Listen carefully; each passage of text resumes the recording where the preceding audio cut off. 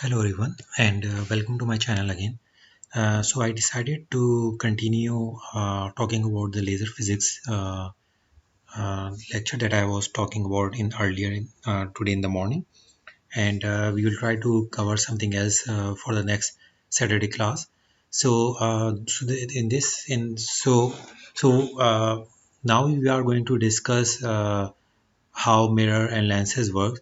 Basically, there are three types of mirror: planar, concave, and convex.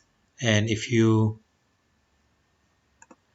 talk about lenses, we have double convex lens, we have plano-convex because one side is plane, other is convex.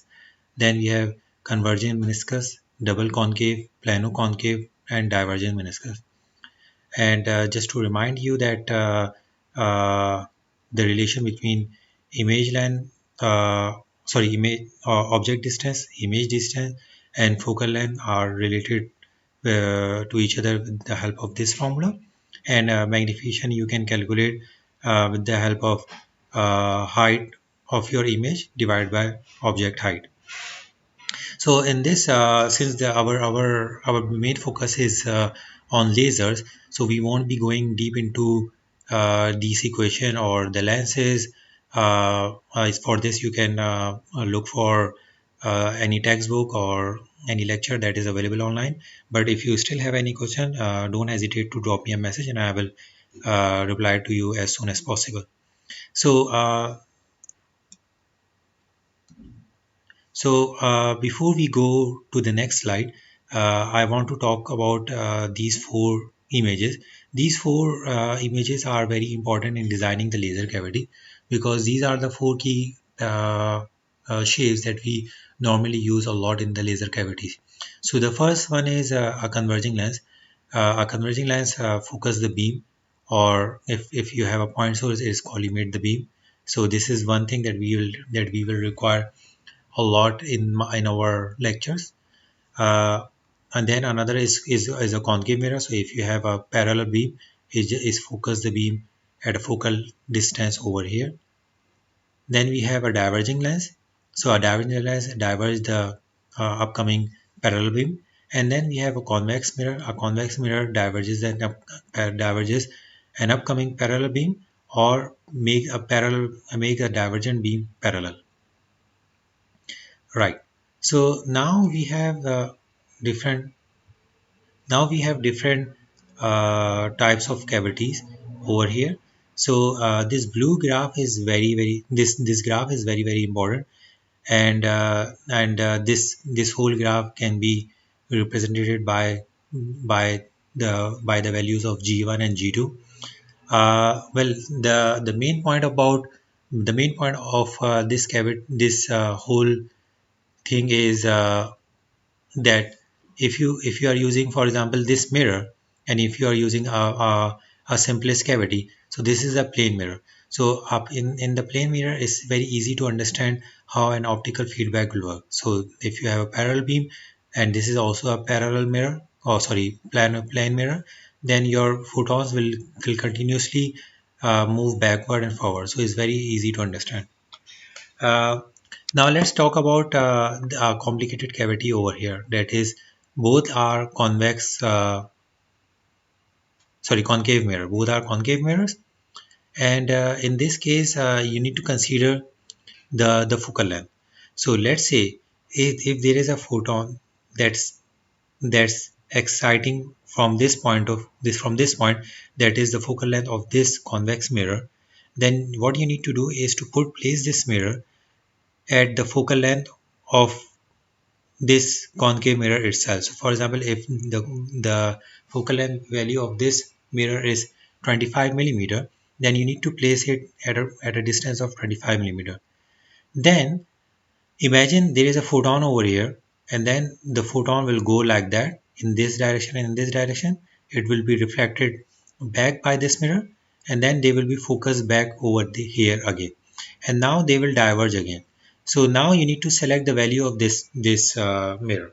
Well, it's very easy to do.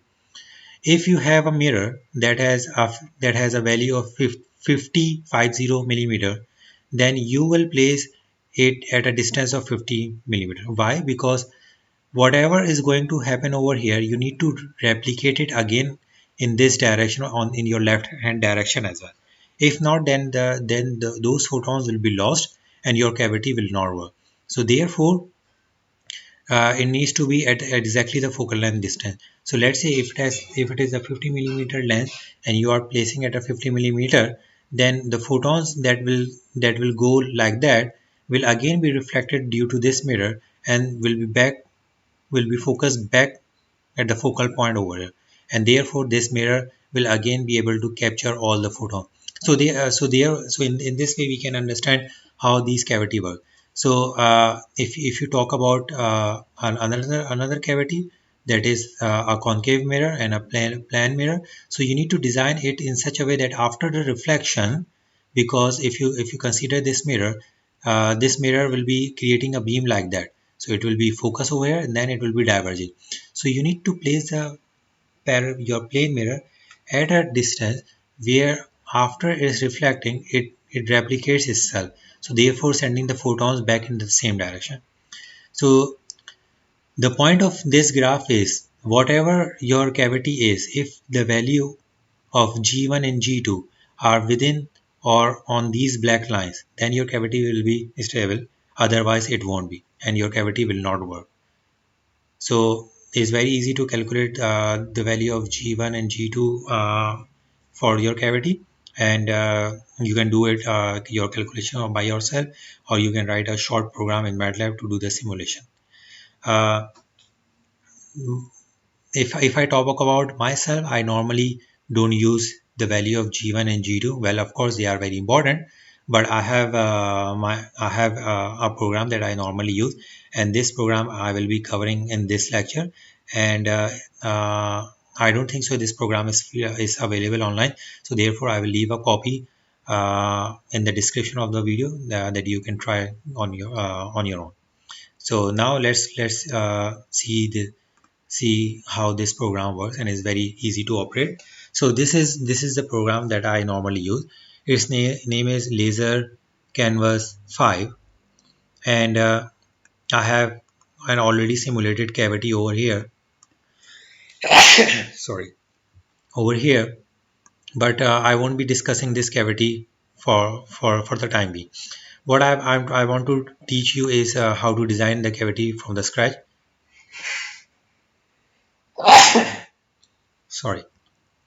So first you will create this file over here, and it will give you a cavity over here. So this is your simplest cavity. So if you want to zoom it, you will select this magnification glass and you will zoom it like that. So this is your simplest cavity. It has two concave mirror over here. So if you want to know the values of this concave mirror, just select on any of this mirror, and it will give you the details. So its radius curvature is 200. Distance to the next element is 250, and you can see 250 is also written over here. Spot size on this mirror is 296 micron. Curvature is 200 millimeter. And then there are there is another routine of calculating the beam propagation by using ABCD matrix. So it's also giving me the values ABCD matrix over here. Then right now I'm considering a value of 1644 nanometer, which is a very standard value in the field of optics. There are a lot of lasers working at this wavelength.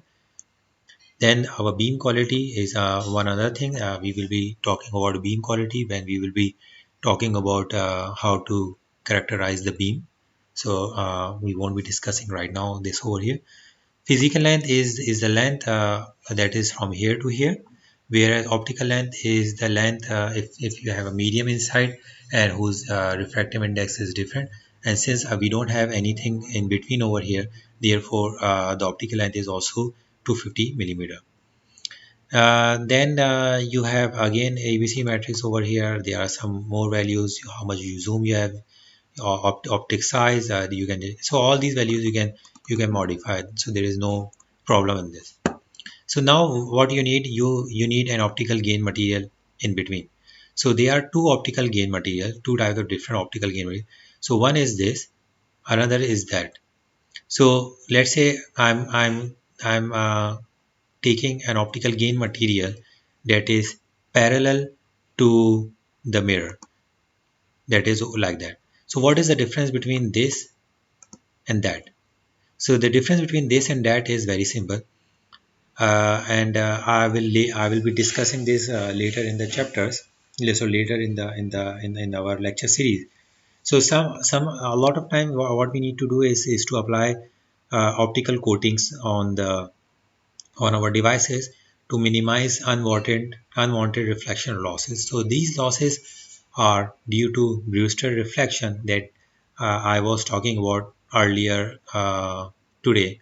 So if you have Brewster losses, then our useful energy will be lost. So therefore, what we normally do is we order special coatings to be applied on our device. So if you apply on those special coatings, then it doesn't matter whether you place it in 90 degree, you place it at any angle. But if you need to save some amount, which is a lot, optical dielectric coatings are very expensive, then you place your optical gain material at a Brewster angle. So once you place it at a Brewster angle, so you remember we talk about that if you place it at a Brewster angle, then the reflection losses will be very minimum.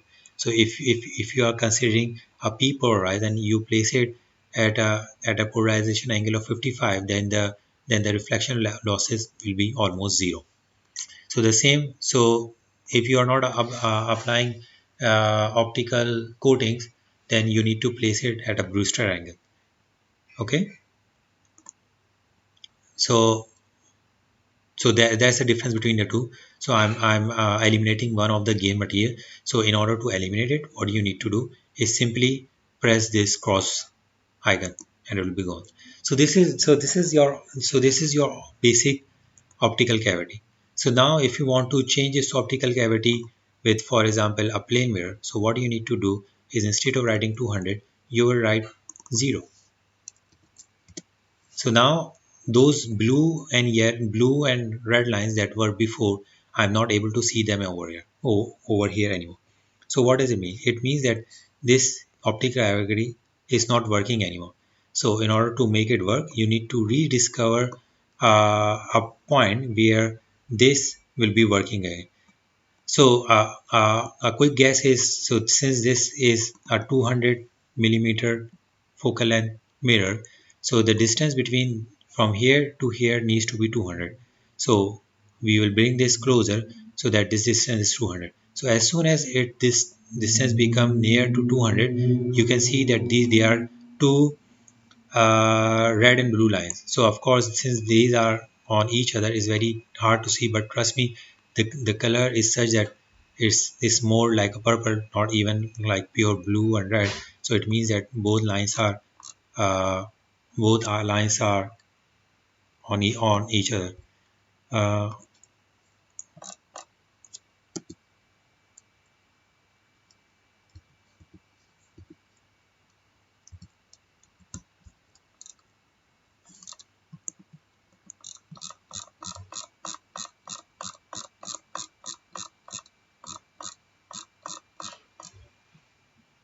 okay, so I have lost it.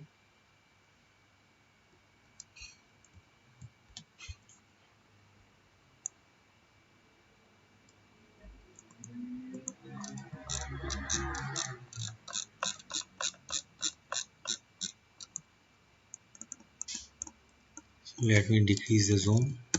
Okay, so yeah, I have my cavity again. So you can see that irrespective of where this gain material is, the laser cavity is still working.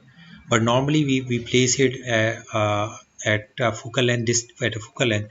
Why? Because in order for the laser gain material to work properly, you need very high optical density in your laser gain material.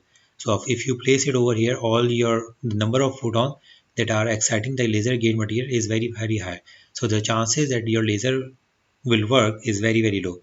But if you place it at a high optical density, then the chances that your cavity will work is going to be very high. And also if you add these distances together, then it should give roughly 200 millimeter. So let's add that. So just to be sure that we are understanding it right. So we have uh,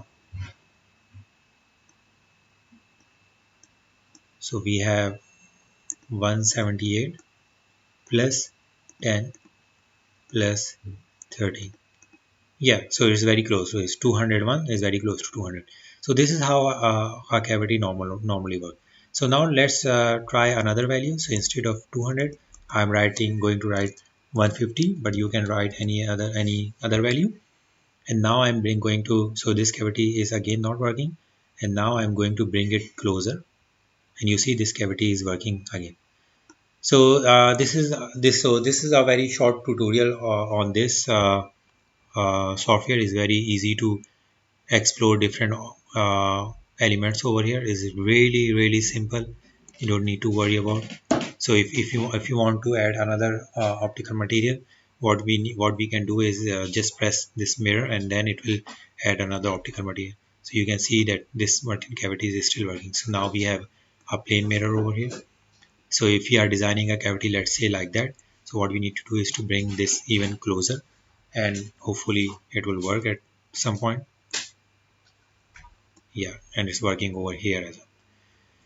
Great. So thank you very much for watching this video, and in the next video I will go deep into this kind of laser cavity gain material and how to obtain a short laser process. Thank you very much for your time.